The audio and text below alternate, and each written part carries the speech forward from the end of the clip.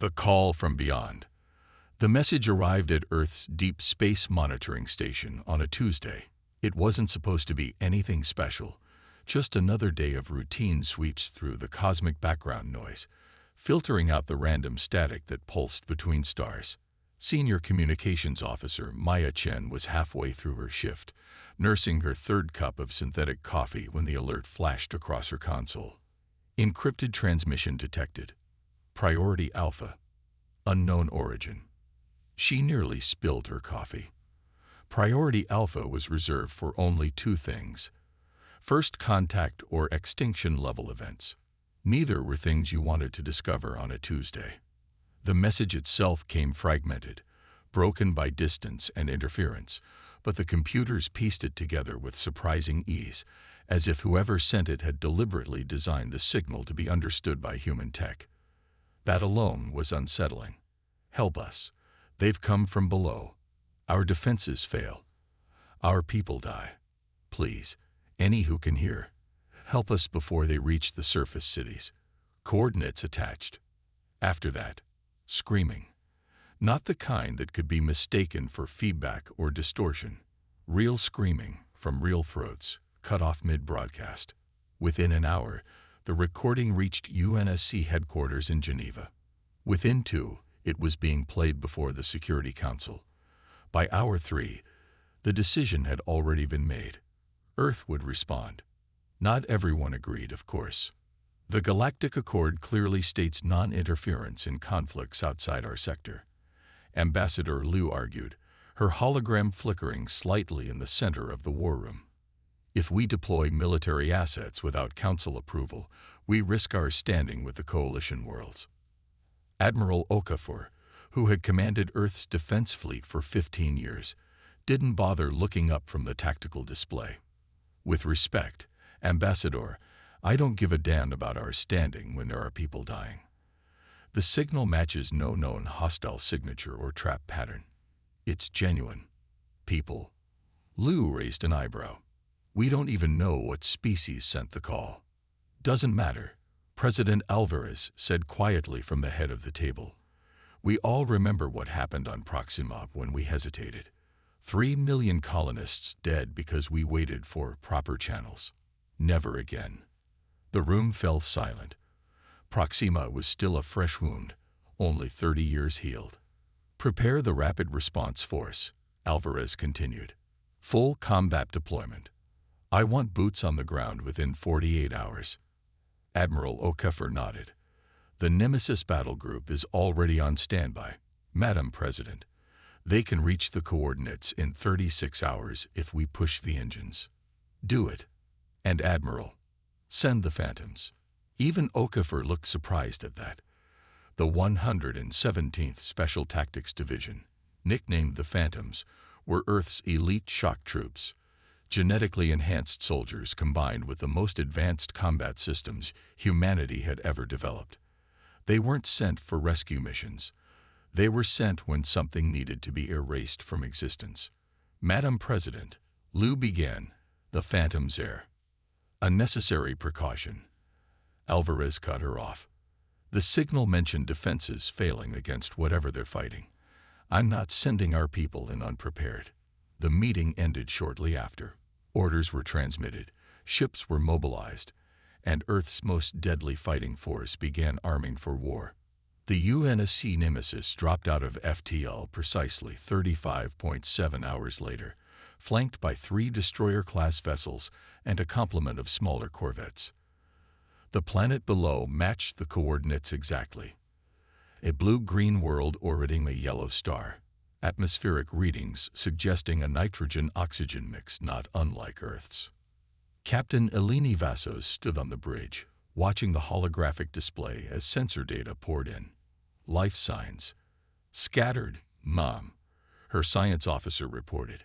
Heavy concentrations in what appear to be underground shelters.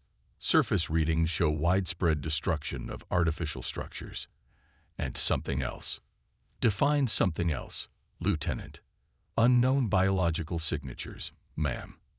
Massive energy outputs, unlike anything in our database.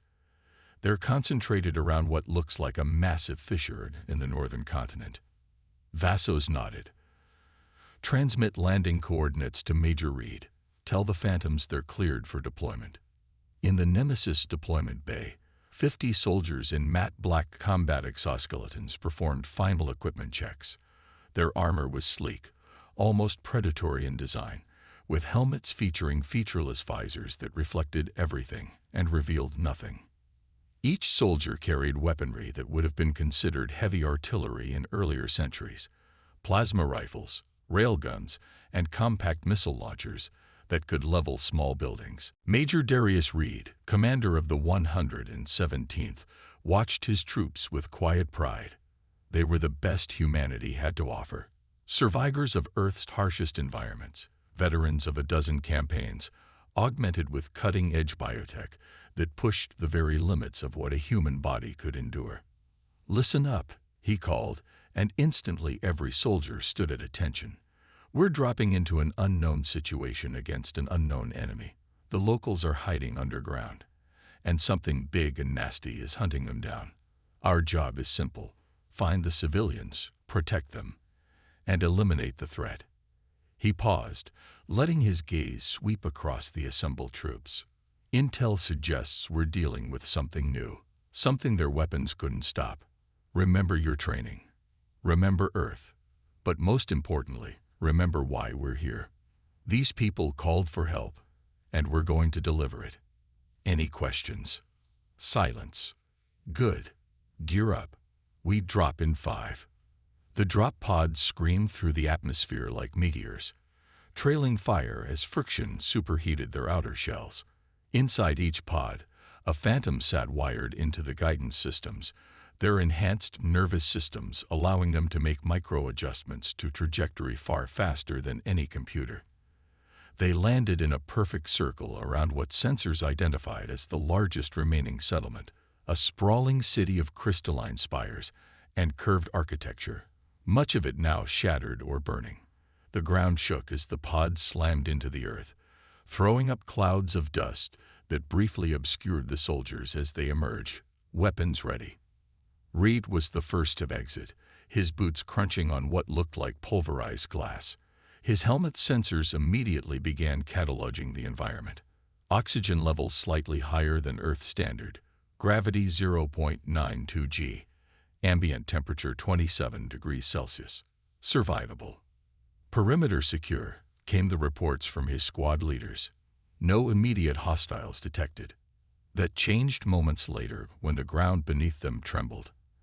At first, Reed thought it might be aftershocks from their landing.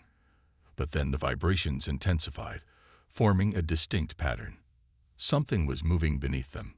Something big. "Contact," shouted one of his scouts.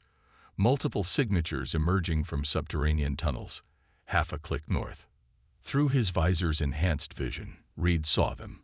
Massive shapes tearing through the ground like it was tissue paper, each easily the size of a transport vehicle.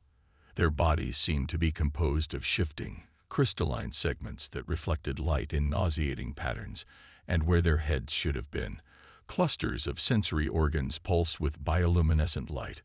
"Weapons free," Reed commanded calmly. "Heavy weapons target the largest ones. Standard protocol. Center mass until we confirm kill zones." The creatures moved with shocking speed for their size, covering ground in great leaps that defied their bulk. As they charged, they emitted a high-pitched keening that made several of Reed's soldiers wince despite their audio dampeners. The first volley of fire met the creatures head-on. Plasma bolts seared through the air, railgun slugs punched forward at hypersonic speeds, and micro-missiles streaked toward their targets. The crystalline exteriors of the smaller creatures shattered under the barrage, spraying iridescent fluid across the battlefield.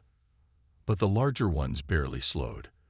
The weapons fire seemed to splash against their bodies, leaving only superficial damage that healed almost instantly. "Adjust fire," Reed shouted. "Target the glowing organs. Michaels, get that heavy cannon online." Corporal Michaels unfolded a tripod-mounted weapon that hummed ominously as it charged. When it fired, The air itself seemed to distort around the beam of concentrated energy that lanced out, striking the largest creature directly in its central mass of sensory organs. The thing screamed. There was no other word for it. As the beam cut through its body, severing whatever passed for its spine, it collapsed in a heap of twitching crystal, but two more immediately took its place. Fall back to defensive positions, Reed ordered. Create a bottleneck at the city center. As the phantoms executed a fighting retreat, movement caught Reed's eye. From what appeared to be a concealed bunker entrance, figures were emerging, slender, with 4 arms and skin that shimmered with an almost metallic luster. The natives. One of them, taller than the rest, and wearing what looked like ceremonial armor, approached Reed without fear.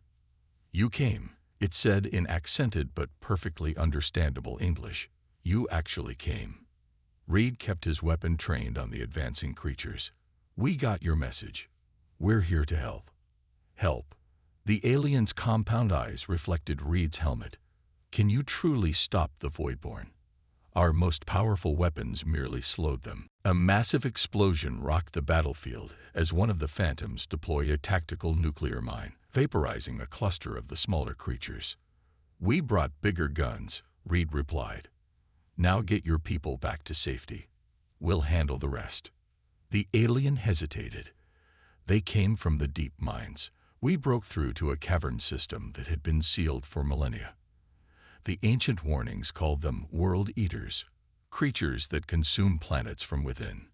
We thought they were myths. Not anymore." Reed checked his tactical display.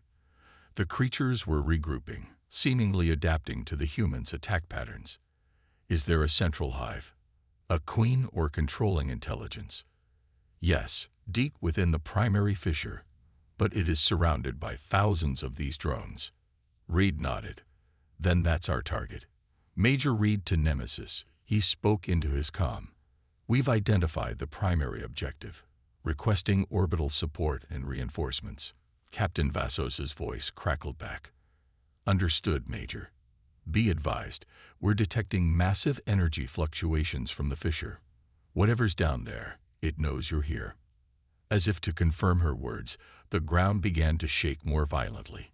In the distance, the horizon itself seemed to ripple as something enormous began to rise from the massive crack in the earth. Reed turned to the alien leader.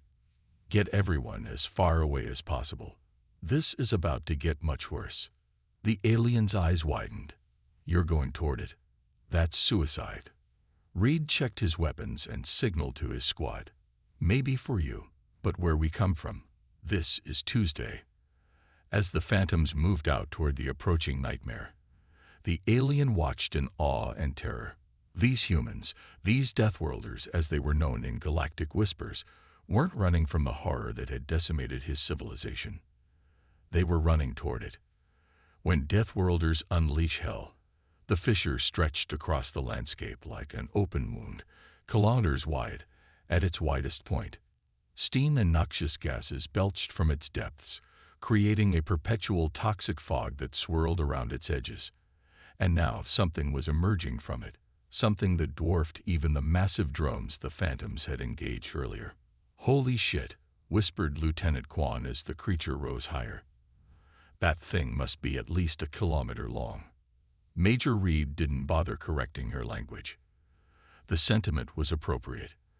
The creature resembled an immense serpent composed of the same crystalline segments as its smaller counterparts, but with dozens of undulating tendrils flanking its sides. Where its head should have been, a massive cluster of pulsing organs created a mesmerizing, shifting pattern of light. "Nemesis, are you seeing this?" Reed asked over the comm. "Affirmative," Captain Vassos replied, her voice tight. "Our sensors are having trouble getting a clear read through all the interference, but preliminary analysis suggests it's generating some kind of psychic field. Be advised, your neural dampeners may not fully protect against it." As if to prove her point, Reed felt a faint pressure at the back of his skull, like fingers trying to pry open his mind. His enhanced nervous system automatically countered it, but he could see some of his soldiers stagger slightly as they fought against the intrusion. "All units, full psionic shields," he ordered. "And someone get me a way to kill that thing." The tactical AI embedded in his helmet ran calculations, overlaying possible attack vectors on his HUD. "Major," it said in its flat, synthetic voice, "standard weaponry will be ineffective against a target of that mass. Recommend deployment of the NOVA package." The NOVA, or Nuclear Ordnance Variable Yield Artillery, was the most destructive non-planetary weapon in humanity's arsenal. It had been used exactly once before, during the Battle of Ta Siti, and the resulting explosion had left a moon permanently shattered. "Negative," Reed replied. "Too many civilians in the blast radius. We need something more precise." Before the AI could suggest alternatives, one of his scouts radioed in. "Sir, I think I found something." The native leader showed me their geological surveys. "There's a network of magma chambers directly beneath the fissure. If we could trigger them." Reed immediately saw the potential. "We create a volcano right under this thing's ass." "Nemesis, did you copy that?" "Copy, Major," Vassos confirmed. "But we need to place charges at precise locations. The drones are too thick around the fissure for an orbital strike." "Then we go in," Reed said simply. He switched to the squad channel. "I need 3 volunteers for a suicide run." He didn't have to wait long. "Already here, sir," said Master Sergeant Helena Ortega, stepping forward with 2 other veterans. All 3 had served with Reed since the Proxima campaign. "The plan is simple," Reed explained, pulling up a holographic map. "You 3 will take our remaining tactical nukes and place them at these junctions. Once they detonate, the resulting chain reaction should trigger a volcanic eruption that will cook this thing from below." Ortega studied the map, her expression hidden behind her visor. "Tight timeline, sir. We'd have maybe 2 minutes to clear the blast radius after placement, which is why I called it a suicide run, Sergeant." She nodded. "Just wanted to be clear, sir. We'll get it done." As Ortega and her team prepared for their mission, Reed received an unexpected transmission from the native leader. "Major Reed, our scholars have found something in the ancient texts. The Voidborn have a weakness. Their central nervous cluster is hypersensitive to sonic disturbances at specific frequencies." Reed's tactical AI immediately began processing this information. If accurate, a concentrated sonic attack coupled with the thermal shock from the eruption could disrupt its entire biological system. "Can we weaponize that?" Reed asked. "Affirmative. The Banshee sonic emitters can be recalibrated. Effectiveness at this range, approximately 68%. It wasn't ideal, but combined with Ortega's mission, it might be enough. Do it, and get me a direct line to those civilians. We're going to need their help." The battle that followed would later be known as the Symphony of Destruction in native historical records. As Ortega's team fought their way through swarms of crystalline drones to place their charges, the remaining Phantoms deployed in a wide circle around the fissure, each carrying a recalibrated Banshee emitter. "On my mark," Reed commanded, watching as Ortega's team reached the final placement point. 3, 2, 1, mark. 50 sonic weapons activated simultaneously, each calibrated to a slightly different frequency that overlapped to create a devastating harmonic. The massive creature writhed in evident agony, its tendrils lashing out blindly. At the same moment, deep beneath the surface, nuclear fire bloomed. The ground heaved as if the planet itself was in pain. And then, eruption. Magma burst upward in a superheated geyser, engulfing the creature's lower body. "Fall back," Reed ordered. "All units, maximum distance." Most of the Phantoms were already moving, their enhanced muscles and powered armor allowing them to cover ground at speeds that would have seemed impossible to the watching natives. But on Reed's tactical display, 3 dots remained stationary at the edge of the fissure. "Ortega, report." Static crackled, then her voice came through, broken but determined. "Detonators malfunctioned." Had to. Trigger manually. Can't. Reach extraction point. Reed didn't hesitate. Hold position. I'm coming to get you. Negative. Sir. Already. Too late. The ground was splitting open around the fissure now, great chunks of the planet's crust falling into the emerging sea of lava below. The massive creature shrieked, a sound so terrible that it overwhelmed even the sonic dampeners, as its body began to disintegrate in the intense heat. It's been an honor, sir, Ortega said, her voice growing fainter. Make sure they remember. Earth sent us. Then silence. Reed wanted to go after them anyway. Protocol be damned. But the mission came first. Always the mission. All units, continue evacuation procedures. Get those civilians to the designated safe zones. As the Phantoms implemented the evacuation plan, something unexpected happened.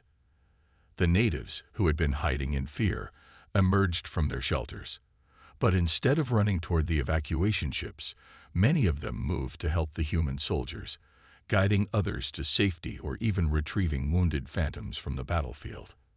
We thought you would destroy us along with the Voidborn, the native leader explained when Reed questioned him. Your reputation. Deathworlders are feared across the galaxy for their violence. We're violent when we need to be, Reed acknowledged. But we came here to save lives, not take them. The native made a gesture that might have been a smile. Perhaps that is what makes you truly dangerous. You can be both destroyer and savior. As they spoke, the ground gave one final tremendous heave. The massive creature, now fully exposed, let out a death scream that sent shockwaves across the battlefield. Then, slowly, its light faded, and its massive body collapsed into the churning lava below. Target neutralize, Reed reported to the Nemesis, requesting full evacuation of remaining civilians. Captain Vassos's voice came back immediately. Already underway, Major. And you should know, the Galactic Council is livid. Apparently, we violated about 15 different non-interference protocols. Reed watched as his soldiers helped injured natives onto transport shuttles, send them the casualty reports, and the videos of what we found here. Let them explain why we should have waited for permission while people died. Already done, Vassos replied, and Reed could hear the smile in her voice. The President sends her congratulations, by the way, and she's ordered full military honors for Sergeant Ortega and her team. Reed nodded, though no one could see it. They deserved nothing less. 3 weeks later, Reed stood in the Grand Chamber of the Galactic Council, flanked by Admiral Okafor and Ambassador Liu. Before them, representatives from 100 species debated the Earth intervention incident with increasing volume. The humans acted without authorization, insisted a gelatinous being floating in a containment field. They deployed weapons of mass destruction on a protected world. A world that would now be a barren husk if they had waited for your authorization, countered the native leader, who had come to speak on humanity's behalf. My people still live because the Deathworlders answered our call when no one else would. The word Deathworlders rippled through the chamber, causing murmurs and uncomfortable shifting. It had long been used as a slur against humans, a reminder that they came from a planet so hostile that most species considered it uninhabitable. Yes, the native continued, his voice strengthening. I call them Deathworlders, but not as an insult. They brought death, not to us, but to our enemies. They faced horrors that drove my bravest warriors mad, and they did not flinch. They sacrificed their own to save strangers. He turned to face Reed directly. Where I come from, we have a word for such beings. We call them heroes. The chamber fell silent. Admiral Okafor stepped forward. The United Nations Space Command will continue to respond to distress calls, council permission or not. We remember what it means to be alone in the dark, with no one coming to help. We will not allow others to experience the same. Ambassador Liu, who had once argued against intervention, now stood firmly beside her military counterparts. However, in the interest of galactic harmony, Earth proposes the formation of a rapid response protocol, a framework that allows for immediate action in genuine emergencies with oversight to follow. The debate raged for days afterward, but the outcome was never really in doubt. Too many species had seen the footage of human soldiers fighting and dying to protect aliens they had never met before. The narrative had shifted. When Reed finally returned to Earth, he found a changed reception. The word Deathworlder was appearing in recruitment posters and military insignia, reclaimed as a badge of honor. Earth's reputation had transformed overnight from dangerous outsider to fearsome protector. In the memorial garden outside UNSC headquarters, Reed stood before the newly erected monument to Ortega and her team. Their faces, carved in stone, looked out over a garden of alien flowers, gifts from the species they had saved. "Was it worth it?" asked President Alvarez, who had come to stand beside him. Reed thought of the children he had seen boarding the evacuation ships, of the gratitude in the eyes of the survivors, of Ortega's final words. "Ask them," he said simply. "They're alive to answer." As humanity stepped onto the galactic stage, not as conquerors or diplomats, but as guardians, the message spread across the stars. When you are in danger, when hope is lost, when darkness falls, call Earth, and the Deathworlders will answer.